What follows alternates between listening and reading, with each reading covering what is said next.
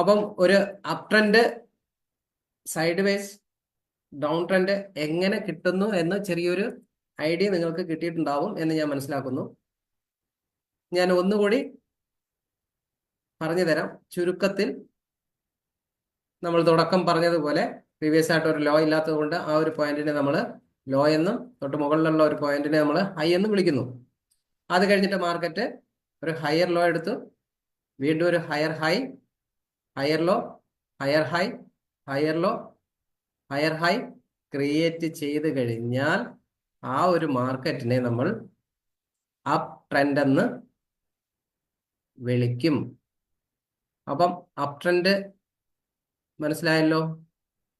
ഇനി ആർക്കും up trend എന്താണെന്ന് മനസ്സിലാവാത്തവരാരും ഉണ്ടാകില്ല എന്ന് ഞാൻ വിശ്വസിക്കുന്നു. കാരണം തുടർച്ചയായിട്ട് market higher high, higher low create ചെയ്ത് കഴിഞ്ഞാൽ ആ മാർക്കറ്റിനെ നമ്മൾ വിളിക്കുന്ന, അല്ലെങ്കിൽ ആ സ്ട്രക്ചറിനെ നമ്മൾ വിളിക്കുന്ന പേരാണ് അപ് ട്രെൻഡ്. അത് കഴിഞ്ഞിട്ട് മാർക്കറ്റ് എന്താ സംഭവിച്ചത്? ഒരു സൈഡ് വേസ് തന്നായിരുന്നു നമുക്ക്. തുടർച്ചയായിട്ട് മാർക്കറ്റ് ഈക്വൽ ഹൈയും ഈക്വൽ ലോയും ക്രിയേറ്റ് ചെയ്ത് കഴിഞ്ഞാൽ ആ ഒരു പോയിന്റിനെ നമ്മൾ എന്താ വിളിക്കുക? സൈഡ് വേസ് എന്ന് നമ്മൾ വിളിക്കും.